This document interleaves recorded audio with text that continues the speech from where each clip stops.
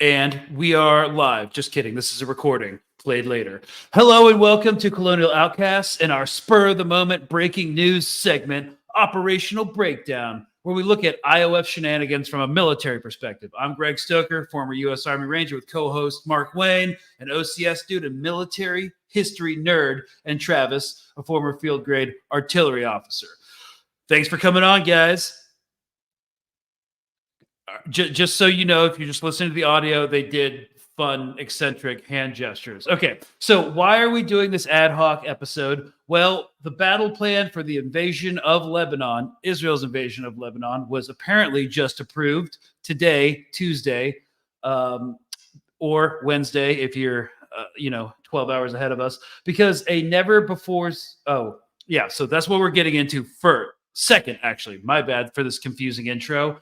And what we're going to talk about first, something that broke last night, because a never seen before IDF document surfaced last evening with startling new details of Hamas's operational plans to invade Israel on October 7th. The report outlines Hamas's orders to take between 250 Israelis hostages. Now, so this happened last night, and it's kind of breaking news, I guess. I have my own opinions. Mark has his own opinions about this, and we're going to get into it. So real quick for context, an unnamed source provided Khan News, a Israeli outlet, with the document, also claiming its contents were brought to the attention of at least some senior intelligence officials, but were apparently ignored. The memo highlights the extent to which the IDF's Gaza division was aware of a potential attack on Israel's southern border communities. The document, titled, quote, detailed end-to-end raid training, unquote,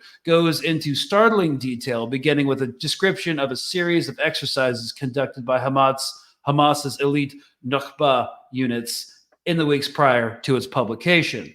Quote, at 11 a.m., several companies were observed converging at the beginning of the training sessions, not before prayer and lunch, unquote, the memo recounts. So while the document includes never before seen details, it is but one in a long list of reports which points to the extent to which the military officials in the Israeli apparatus were warned of Hamas's plan to attack Israel. Now, in July 2023, a military intelligence non-commissioned officer provided a warning to her commanders that Hamas intended to carry out a massacre in the Gaza border communities. And then on December 2nd, the New York Times put out their first report about Israel and Shin Bet and the IDF having prior knowledge of an impending Hamas attack. So, yeah, this is not, I don't think, groundbreaking, but the granular detail that this report goes into is kind of startling. So real quick, let's see how it's being reported. This is from Wyon News, which is a South Asian news outlet. We like to mix it up, by hitting up different parts of the world from earlier today. Moving on, the Israeli media reports have made a new revelation about the October 7th attacks, and all does not look good for the Israeli forces. The new document shows that Israel's intelligence bureaus and the defense forces had complete knowledge of Hamas's October 7th assault and their plan to take hostages weeks before it happened. The document with details of the massacre were compiled by Israeli military's Gaza division and was made available to top intelligence officials as early as the 19th of September in 2023. 3 weeks before the October 7th attacks. The end-to-end raid training document flagged threats that included the raiding of the kibbutz, the Israeli military posts by Hamas militants, the kidnapping of Israeli civilians and soldiers, and the captivity of hostages in Gaza. However, the document was not acted upon, and what followed after was one of the largest intelligence failures in Israel's history. Negligence by the top brass and the military underestimation of the scale of the assault contributed to the October 7th attacks. The report placed the number of hostages from anywhere between 200 to 250 people and also traced the possible areas of breach. Now, the availability of information and Israel's over-reliance on a security barrier hoaxed the forces into believing that a breach will be impossible. Clearly, the barrier failed during the assault, and the security oversight came with a price. On October 7th, thousands of Hamas militants stormed into Israeli territories, murdering 1,200 Israeli and foreign nationals and taking over 250 hostages. 120 of the captives remain in Hamas's captivity till date. The revelation came the same day as Israeli Prime Minister Benjamin Netanyahu dissolved his war cabinet. And that is not it. Civilian unrest calling for the return of hostages and over demands of new elections have grown in Israel.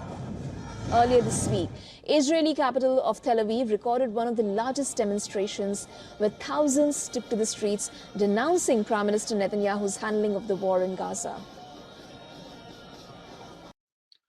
Okay, so even more detailed, granular operational knowledge. Is there something you'd like to say, Mark?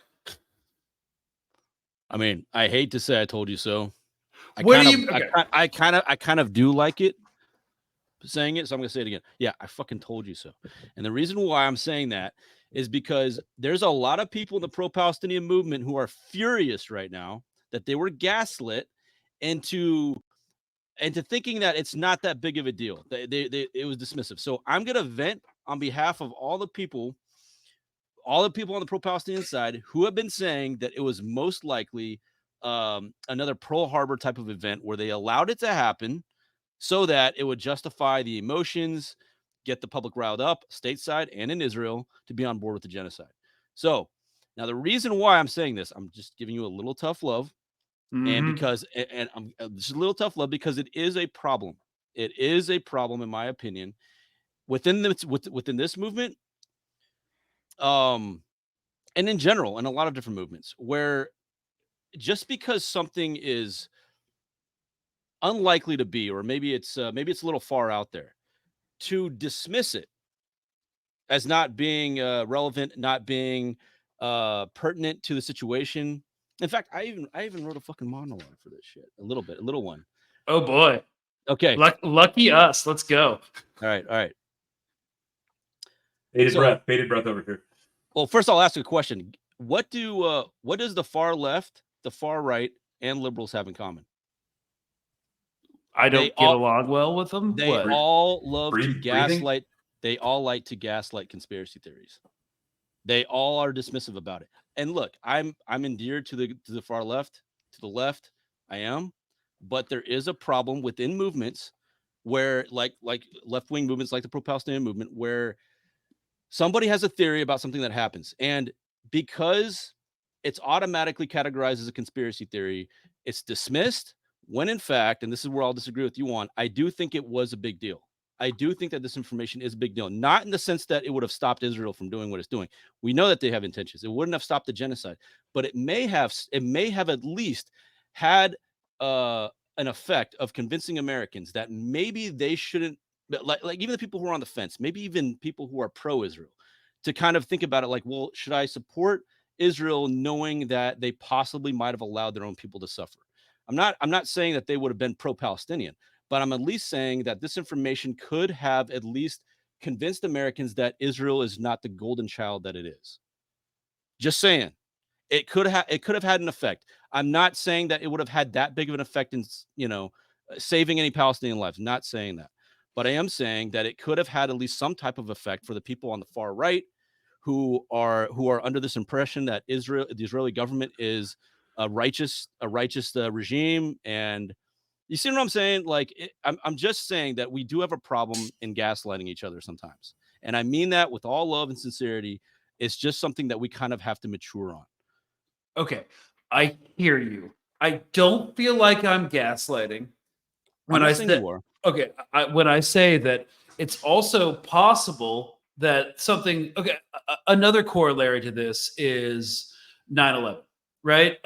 They bring it up enough, like this is Israel's 9/11, and like what happened in 9/11? There were Al Qaeda operatives in America. Apparently, a 3-letter agency knew about them. They weren't communicating with another 3-letter agency. Saudi Arabia was giving support to the terrorists, and it happened.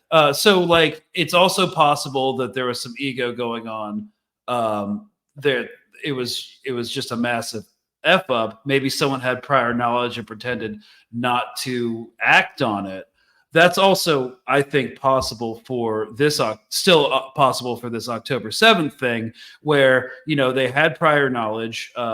Everyone was so arrogant that these, quote, human animals couldn't do anything, to use the Minister of Defense own words. And they thought they had a massive apartheid wall. So, you know, they could go on a little weekend pass for the religious holiday, and, you know, they wouldn't be able to accomplish it. So I think that's also a possibility. Massive arrogance, incompetence, and laziness. There's a lot of possibilities. I got a couple that I'd like to posit. Okay. So Mark, I do hear what you're saying, and I do think it's interesting about Israel remaining like a golden child. I do think there's a certain amount of if that could only still be working if you hadn't been paying attention to anything prior to it happening. But that is a possibility we did see. The second one, my baseline analysis for conspiracy theories tends to be for this conspiracy to be true, how many humans would have to keep their mouth shut? And then I follow that up with the question, how many humans do you know that can keep their mouth shut? Because for me, that's very few. I also would say, I think that the Israeli leadership has been almost systematically leaky. I think Netanyahu has a lot of enemies who would love to let some stuff like that out. The military has leaked things. Senior leaders have leaked things. So I don't find it impossible to believe, because they are who they are, and they've done, you know, similarly almost, you know, like and again, Dr. Evil level plots before. But for me, the amount of people that would have to keep their mouths shut and would know about that, I find that a little bit hard to swallow. And then the last point I'll make is there's ways to do it, though. There's ways to do it. I always like to saying never attribute to malice what can be attributed to stupidity. And so I do tend to believe that it's a mix of arrogance, underestimation of Hamas's capability, overestimation of their own defenses, and overestimation of their own systems. I think they thought, oh, if something does happen, our response is going to be X, Y, Z, and, you know, the system was in shambles and it fell apart, and the response was terrible. And honestly, I'm taking all of that into account. I am taking the arrogance. I'm taking the mistakes. However, one of my biggest frustrations with everybody, pro-Palestinian intellectuals included in that, for some reason are so hesitant to swallow the idea that Israel is capable of such treachery as sacrificing their own citizens, right? So, and for the sake of getting... Well, I mean, they just need a history lesson, right? That's not a conspiracy. They just need a history lesson. I mean, but here's the thing. Why is it such a far leap to think that Israel is capable of doing that? Like, I don't understand it. Like, they're actively committing a genocide.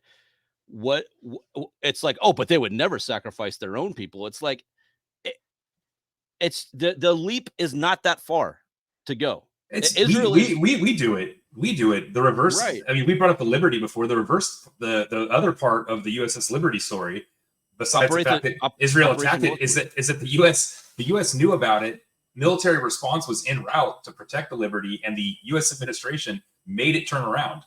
They sacrificed those sailors. So I mean, we've done it, you know. And I believe in healthy skepticism. I believe in not going with something unless it's confirmed, and Greg is very good at that. However, at the same time, I do feel like it's getting annoying that we find stuff out. We don't act on something until we find out it's out of this true, like 10 years, few months, when it's too late. And I feel like there needs to be a healthy level of speculation that we should listen to the rumors, because you can't always confirm something until it's already done. So I do think there needs to be a healthy level of considering rumors and considering the not conspiracy talk, but just like the undercurrents that we may not be able to confirm as of yet. That's all I'm saying. Yeah, but according to rumors a week ago, the Eisenhower was sinking, right? So as long as you can follow it up relatively rapidly with data, which, you know, to this case, it's 6 months, 7 months later. So this is pretty. It's at least a question we should have been pushing. Yeah, it's a question that we should have been pushing, because if we would have been pushing that idea, maybe some Americans who are on the far right who support Israel, hook, line, and sinker, maybe we would have been like, ooh, if that's true, then the Israeli government is fucked. Not saying they're going to go full on pro-Pally, just saying they at least might start questioning the Israeli government's actions, and that can have some type of an effect. Do you remember seeing the? Do you remember seeing the, like, there was reporting about like training mock-ups and stuff that Hamas had built, and like a lot of them were like relatively in the open. I remember reading those articles going, how with as many eyes in the sky as they have over Gaza, how did nobody see these training exercises going on? And now it's like, they did, but there was just a bunch of stuff going on also. And Greg, you know more about that intel process than anyone here. Yeah, I mean the thing is, yeah, they probably saw it, and they do a threat assessment. They do a viability assessment, like how could they actually get through the wall? Oh, they can't. Okay, well, just let them do their little exercises. It's fine. I mean, look, we could talk about this to death, and I'm not trying to discount anyone's point, but I'm like, now that this has come out, like, what does it affect really? Because it doesn't now. It's too late. That's what I'm saying. It doesn't affect anything. But it's just a bigger. But we can learn a lesson from it. We can freaking learn a lesson from it. That's all I'm saying. We can learn a lesson and not to just be dismissive of rumors, because I'm just saying I think we are underestimating the effect that this information could have been months ago when people were on the fence about who's who. It's kind of hard to be on board with the country's government that's capable of sacrificing his own citizens for a land grab. A land grab, whatever. I'm just saying, I believe that we should take this moment to mature and learn a lesson that maybe there are some people who we are calling conspiracy theorists that we should not be calling conspiracy theorists. It's not conspiracy. Well, it's just business. I'll say straight up, I've never put it past Netanyahu to start or allow a war to be started to save his political ass. I fully believe he's capable of that. Just take that a step further and say that he's my incredulousness is due to, like, I just don't believe that many people can keep something that big that quiet. I have a hard time with that. But yeah. I mean, maybe it could have been like a couple officials. They talk to each other, like head of Shin Bet, and then some military intelligence colonels, like, you seeing this? Yeah, I see this. Whatever. Right. And then. Yeah. Or it could be that only a few insiders knew about what was about to go down, and they gave orders and then claimed that it was incompetence later. Like, it'd be like, you know what? You're right. I should have dispatched the Air Force along that border and started dropping ordnance on the Qassam fighters as they were crossing over, which we knew. Like, they could have sent a jet within 5 minutes, and they could have just carpet bombed the convoy that was coming at the very least, they could have pre-positioned or repositioned some forces based on a plan. But they didn't. You don't have to move everything, but like, even if you move like shift like a quarter of your stuff around, or like do some blue pattern analysis and go, oh, this is where they think they're going to breach. Let's start changing where our guard posts are and where we patrol and where our route. You change your routes and stuff like that. If you think and what, all of a sudden Israel doesn't have satellites? Israel doesn't have satellites all of a sudden? What, you're telling me that Israel did not see every single person that was along that border fence that was scanning what they had, what weapons they had? Like, they had plenty of heads up for that. There's plenty of means to do that. Okay, so let's say one avenue fails. Okay, let's say that maybe they were arrogant. Okay, it still does not account for the fact that somebody in a control booth was seeing them on a satellite footage that's scanning that area, showing thousands of guys armed to the teeth with the bulldozer and setting off bombs. And then Air Force comes in, carpet bombs that area. Why didn't that happen? It took 6 hours. I'm telling you that yes, it could be incompetence, but most likely is that all it takes is just a few people who purposefully slacked off in getting the orders for response. And then later on saying, oh, guys, I dropped the ball. I'm sorry. It was just, I was sleeping. It was a holiday. It's an easy excuse that you can do. I'm just saying. Yeah. So I think, like, going forward, I don't think it's going to add to any like political pressure. It already would have happened. It's not going to change anything. Maybe some people will be more discontent with Netanyahu, but that's it. I don't think this is going to significantly impact anything. And then in a few days, the news cycle is going to shift over, and it's just going to be, one more drop in the bucket. Because, it's easier to hide behind like 100 failures and 100 atrocities than it is to hide behind one. So I will tell you one effect it will have. Yeah, I agree with you 100%. But there is one key effect that I do think is an important one, is that psychologically Israeli citizens are losing complete faith, not just in Bibi Netanyahu, but in their entire system. Now, why that's significant is we're talking about the social fabric of Israel right here. If I was one of these like hostage families, I think that would probably put me over the edge, right? At the very least, a hostage family, much less the relative. But I do agree with Greg. Like, their security apparatus already looked so wildly incompetent for it happening in the first place that I don't think the release of this moves the needle very much. Other than with those groups.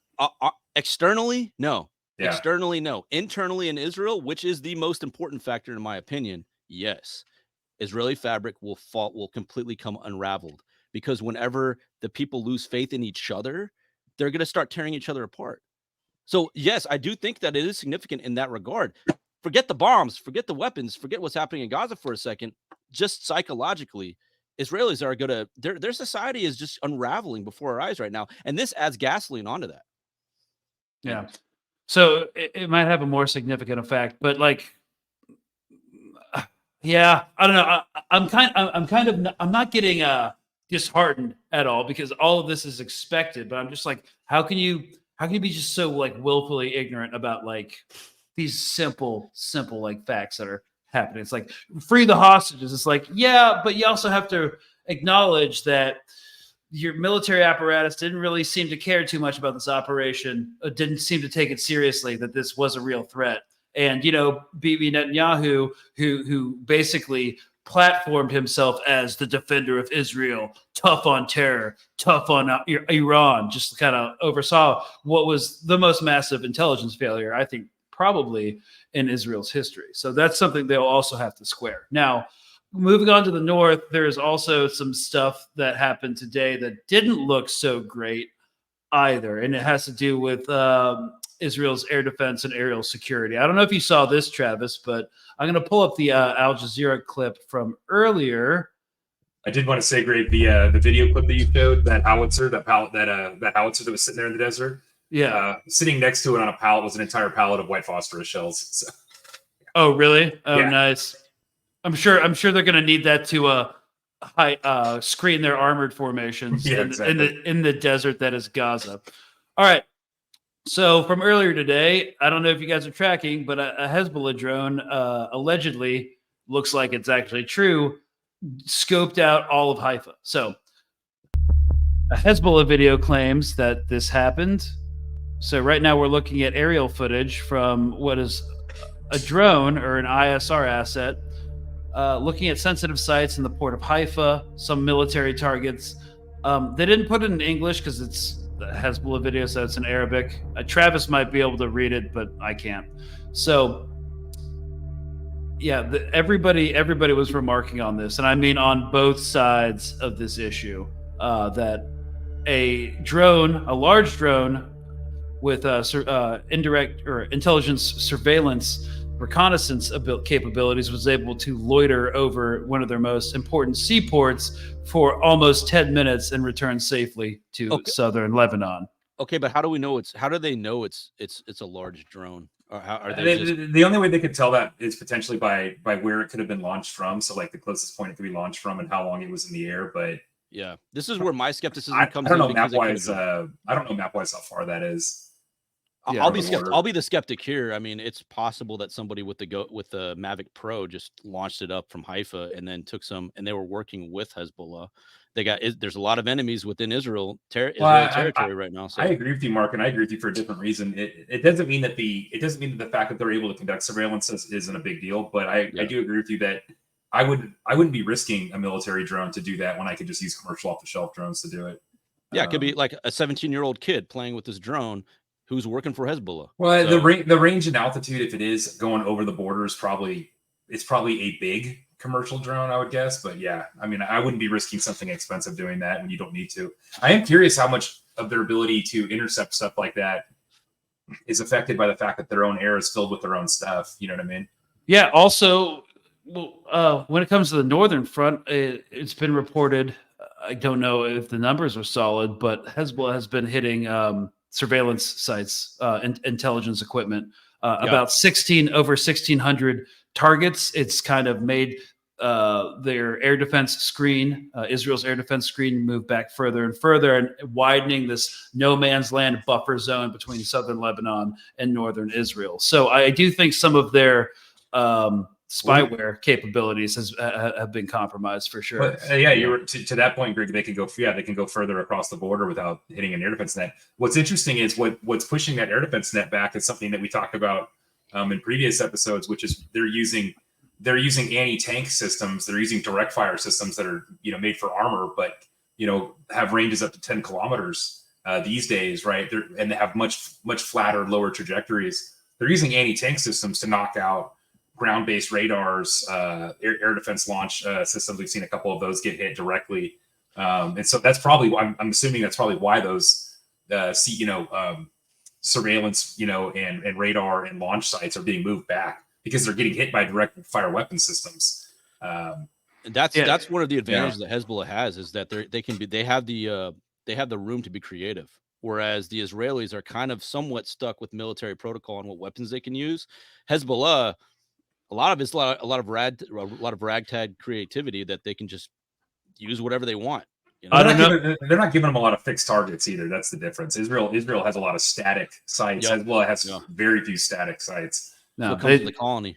Well, that and they have they've honeycombed their entire military infrastructure beneath southern Lebanon. So they just pop out, shoot, get back in the tunnels, and they don't use that tunnel entrance or exit again for a long time. So they are different. They're hard to profile and they're hard to hit. Now, I will say that Israel's used some creativity. We saw that video of them building a trebuchet and shooting flaming arrows at brush.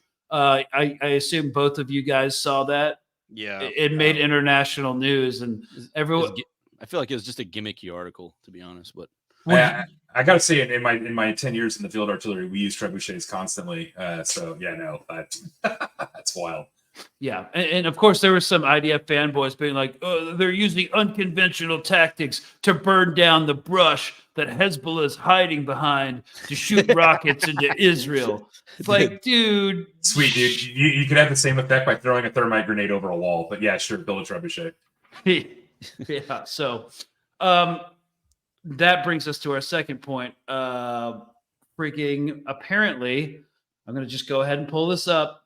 I'm going to go today off of a Turkish publication because things might get a little bit spicy now.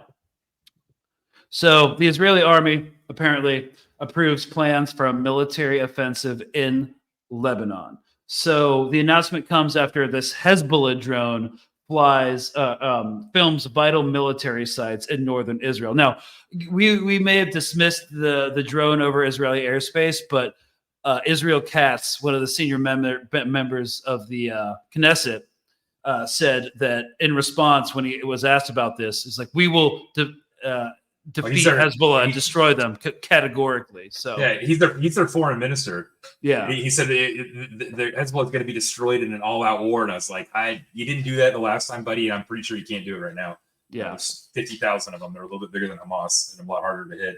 Yeah, so a military statement said the head of Israel's Northern Command and the chief of its operations directorate approved plans for the attack, and a development that comes months after cross-border attacks between both sides. This announcement came 3 hours, I believe, after Hezbollah published the video of the drone footage. Apparently, the 9-minute video showed several locations of military contractor Rafael Advanced Defense Systems, ADA sites, Iron Dome batteries, and David Sling stuff. So, I mean, if that's true, they would be able to Google Maps search that and have targeting data on where to target their rockets on these sites.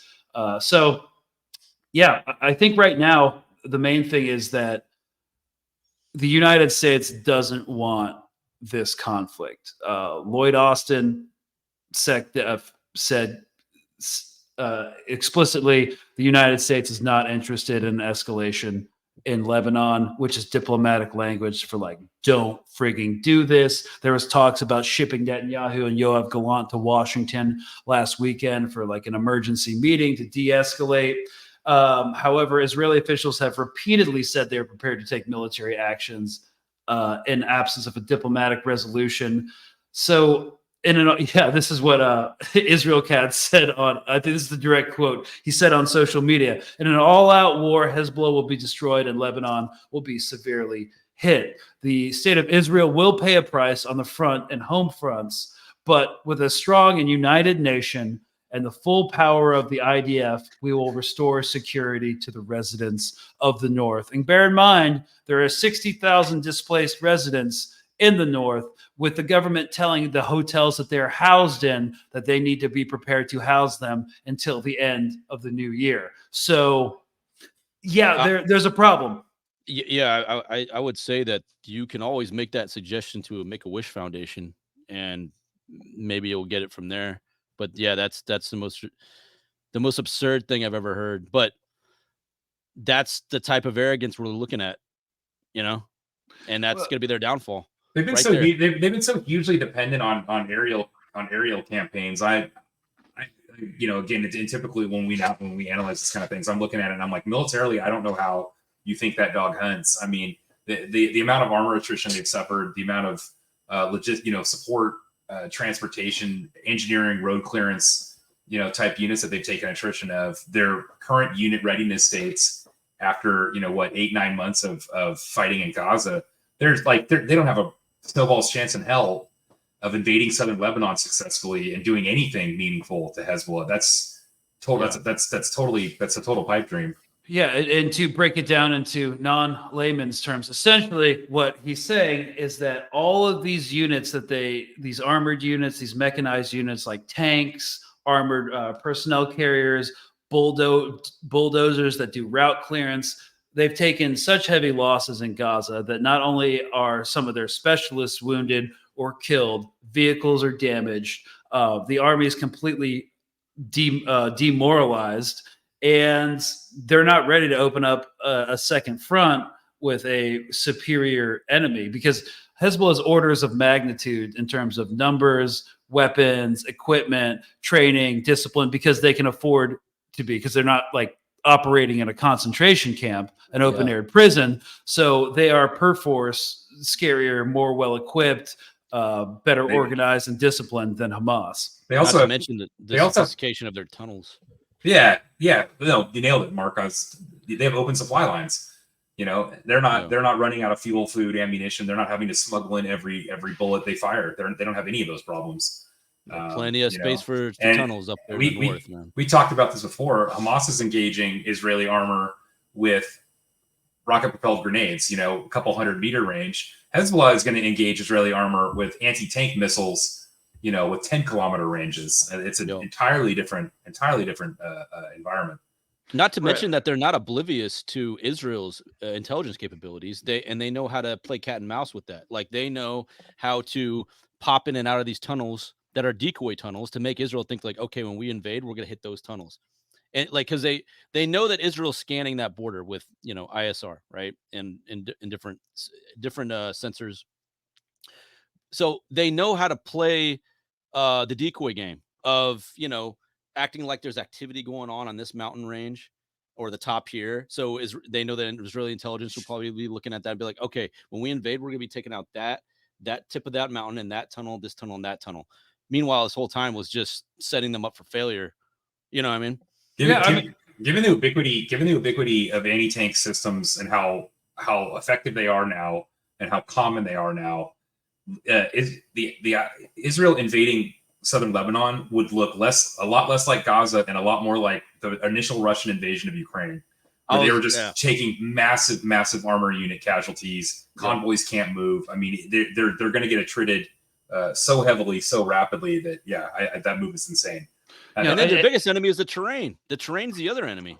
That terrain is not geared for tracks. It's just not. What are you gonna do? Bulldoze your way?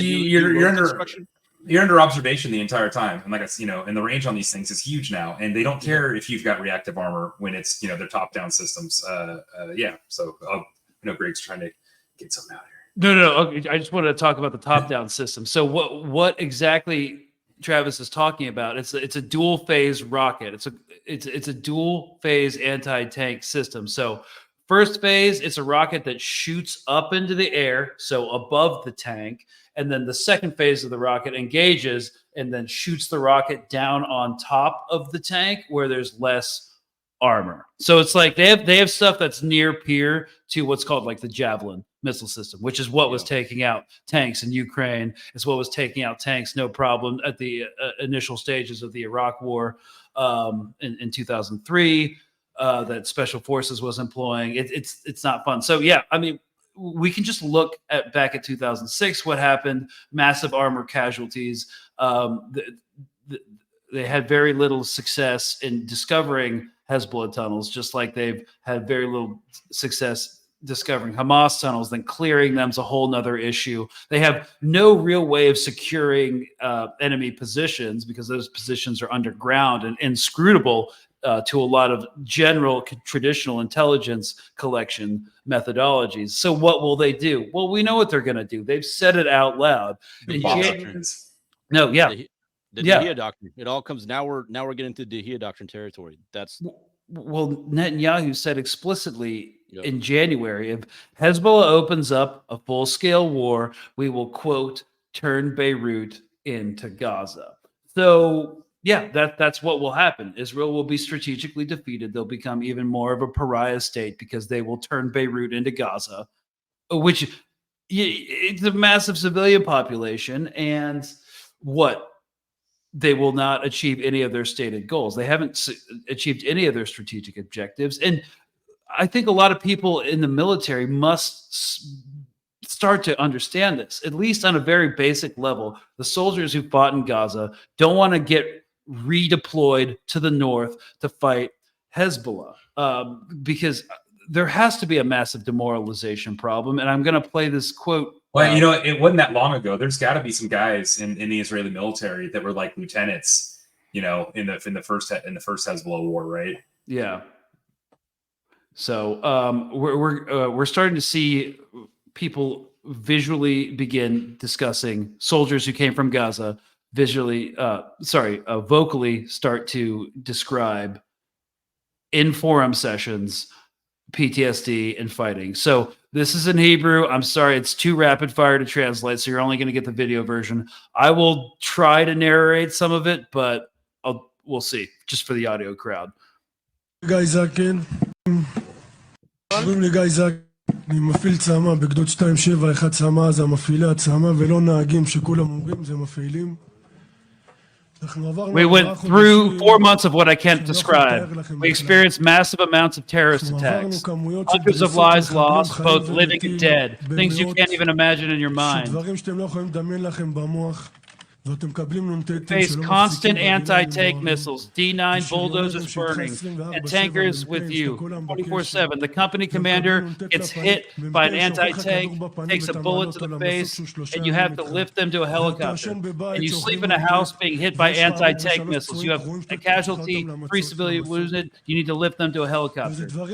These are things you cannot comprehend. No one can understand in their mind what we go through on a daily and nightly basis. Our wives are suffering. Our children are suffering. I cannot explain to you what they go through at home. I hear all your pain here, really. I can relate. I lost my partner in a D9 bulldozer. He took his own life last week. He shot himself twice in the head, not once, twice. Understand the situation we are going through. And they talk to me about post-trauma. So I want to iterate to all of you. I'm just a simple, small man, nothing and no one. Maybe after the Great War that was here, post-trauma is not the right term, because post-trauma is defined by things I can rely on. I was in Operation Cast Lead in 2009, surrounded and hit hard by a house of 3 terrorists, and I ran over a terrorist, and it was fine. I got married, 4 kids, and moved on. But why am I not being the same person? I can't enjoy barbecue, not because I want to feel sorry, but because I have no taste in my mouth. And on quiet nights, when you get gunfire, you wake up in a frenzy, start to combat, not knowing where it comes from. Can we return home? I'm not at home. I am not at home. And I'm here to say that because you need to come and live what we go through in our home. I botched the rest of that translation, but you can kind of see a little bit what's going on here. Yeah. Welcome to war, buddy. Yeah. I think that's a mistranslation too. That's also, they weren't getting hit with anti-tank missiles. They were getting hit with RPG anti-tank rockets. They haven't faced anti-tank missiles yet. That's going to be way worse. Yeah. Did you hear what he said? He got his commander got hit in the face with an anti-tank bullet and survived. I think they said I didn't understand. His vehicle got hit and then he got shot in the face is how I read it. But yeah, I maybe I read it wrong. Yeah, it's also worth noting that as Greg read off, that's a D9 D9 bulldozer operators. So those are the bulldozers in Gaza that were trying to clear routes so that the armor could move, because the routes were all blocked because they leveled the city and turned it into Stalingrad. And they're so vulnerable, right? The armor is so thin on those. Oh yeah, I mean, even with the armored cab, that thing is nothing like an armored vehicle. And the tanks are getting killed, so of course the tractor is going to get killed. Yeah. So I think they're exhausted. They're stretched thin. They had to reactivate 50,000 reservists, send them to the front. That was the week before last. And now they formed an entire division for soldiers over the age of 40. Did you guys see this? Yep. It's insane. Yeah. They're going down the road of Ukraine right now. Isn't that what Ukraine did? They're so short on men. No. Ukraine has the median age is now 43. Yep. They ran out of young guys. Yeah, they increased the age or decreased the age. And now there's legislation in in the Knesset. Ben Gvir is starting to push again for recruiting Orthodox Jews. And so there's a manpower shortage. There's also an ordnance shortage. There's an everything. There's a willpower shortage. But they're really going to go ahead with this attack. I've been saying this since January, since this became a serious conversation, that they wouldn't do it. They can't possibly do it. It's insane. And what did I say? What did I say back to you? What? I don't remember. I said that's because you're thinking as a logical ex-military guy. I still don't think it's going to happen. I still can't believe that they would be that nuts. But it's an age of first, dude. I'm ready for it to happen. I'm ready for it to happen surprises. Anyway. Yeah, no joke. So yeah, I mean, we already touched on this. Israel and Hezbollah fought a 30-day war in 2006. It's the general consensus that Israel suffered a significant defeat in an effort to prevent the tensions from boiling over into a full-blown conflict again. U.S. envoy Amos Hochstein arrived in the region this week for meetings in Israel and Lebanon. And then speaking in Beirut today, he told reporters that the two sides had reached, quote, a serious time and a critical moment. It's in everyone's interest to resolve it quickly and diplomatically that is both achievable and urgent. So he's saying publicly there is a diplomatic solution. I mean, whatever it is, Israel needs to take it. But there is one concern that, if you look at Gaza, what's happening right now, there is talk about this 11-hour pause in fighting that's supposed to happen every day to get more aid in. This came from the military, and it apparently enraged Netanyahu because he doesn't want to let up the fighting in Gaza. Because at first, when I read the article, I thought, oh, they're easing up the pressure in the military op tempo in Gaza in order to calm that down a bit, appease the Biden administration who wants this conflict to end because it's almost November, and so that they can at least, check that box and then open up a front in Lebanon. But it seems like Netanyahu's, he no longer has a war cabinet, but a lot of his ministers that he's beholden to, like Smotrich and Ben Gvir, don't want that pause to happen, and they want to open up a front in Lebanon. So, yeah, yikes. I don't know what to say. I mean, I still don't think it's going to happen. I've been wrong before, and I'll be wrong again, but it would be I don't know. It'd be pretty wild if he did that, if they opened up that front and then, Netanyahu's addressing Congress in like 3 weeks, right? Netanyahu's got invited by dipshits in our government to come address the Senate in July. Yeah. So that'd be pretty wild. Oh, hey, this guy just started a war with in southern Lebanon with Hezbollah, but here he is talking to the U.S. Congress. Awesome. Yeah. So, I mean, we've talked about this so much. We just have to kind of do incremental episodes with updates. It's like nothing's changed. Nothing's changed since 2006. The Israeli military hasn't revamped their TTPs. One thing's changed massively. It's that the current era of anti-tank weapons combined with the ubiquity of drones has drastically reduced the dominance of armor on the battlefield. So the only thing that's changed is Israel's mechanized force is a much smaller combat player, than it was in 2006. Well, this goes back to the arrogance of the IDF and the Israeli society as a whole, is that we hear romanticized tales of old about the armored divisions, right? In 1967, 1948, right? So those romanticized bedtime stories for kids have permeated Israeli society to the point where they just were thinking that the armored division is, and by the way, that's the number one division that Israelis want to do, pilots and armored division, because of those mythological stories about the 1967 war when they were dominant. But like you said, we're living in the age where the tank is not a big deal anymore. Like, I mean, a tank is still a tank, but it's not like if I have divisions of tanks and you don't, that doesn't guarantee me anything anymore, right? Again, the best thing to look at, the most current combat relevant to a fight with Hezbollah in southern Lebanon is Ukraine and Russia. And watch how Russia's initial armor dominance fared against a mostly dismounted anti-tank weapon armed force. It was a fucking shooting gallery. So that the dynamics of that conflict have definitely changed, but definitely not in Israel. They're still going to roll in with their tanks. I assume, I don't know what the battle plan looks like. Apparently it's been approved. I'm hoping for the sake of people living in southern Lebanon that it's just a threat, that they're just playing like a public diplomatic move, just like brandishing a stick, like we have a battle plan approved, when they actually have no intention of following through with it. It's just another gang of bricksmanship to get Hezbollah to back down. But I'm not sure Hezbollah will back down at this point. So yeah, I think we're the closest we've seen to a flashpoint actually happening right now. So kind of a nut, like the stakes have risen, but like the main gameplay hasn't really changed at all. So, yeah. But question for you, and I know you don't like to do this, Greg, but if you had to speculate, right, and you were in the shoes of the top brass of the IDF, if you had to speculate, what do you think the battle plan would be? And again, this is pure speculation. We don't have to take it seriously, but I just want to pick your brain on that for a second. I would bomb civilian infrastructure. That's what I would do. Assuming that I'm an IDF commander, I would bomb civilian infrastructure so that the civilians like pressure Hezbollah to like become peace activists. I don't know. I don't know what they would do, because they come rolling over the border.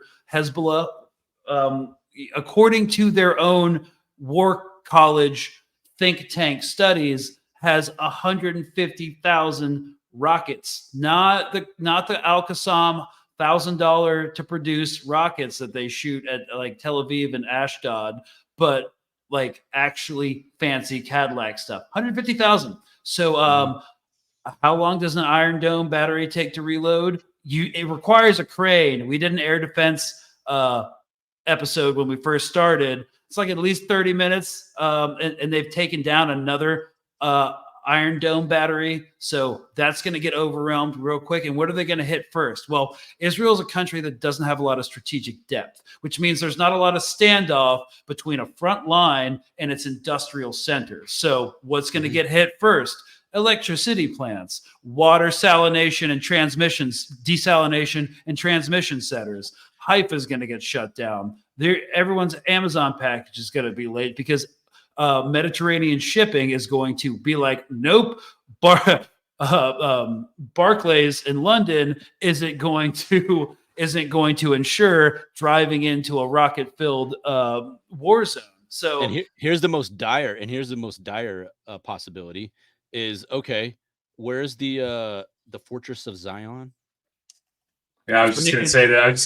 The C2 nodes are underground and they're under civilian buildings. That's a great Tel point. Aviv. Oh, weird. Wait, what's that? Aviv. What do people call that? What are they going to do? Try to appeal to Americans, saying, "Hey, look, they're attacking civilians who have nothing to do with military. Human shields." If I was the IDF commander for that invasion, what I would do is bomb an Iranian embassy. Oh wait, sorry, they already did that one. Yeah, it didn't work though. So yeah, just in case you guys aren't tracking, what Mark was referencing was that there's something called the Fortress of Zion. It's a massive C2 node, which is a command and control center, like a headquarters, a military headquarters beneath Tel Aviv in a hardened, fortified bunker. So it's like if you built the Pentagon under Lower Manhattan. Yeah, if you built the Pentagon under the most amount of civilians possible, if you built the Pentagon under the Mall of America. It's like the Servanaya GoldenEye Center in the James Bond movie, right? With all the TV screens. Yeah, that's the first image that came up in my mind. That's a deep cut, Mark. I mean, I do think that's. I know what you're talking about. I could picture it. Yeah.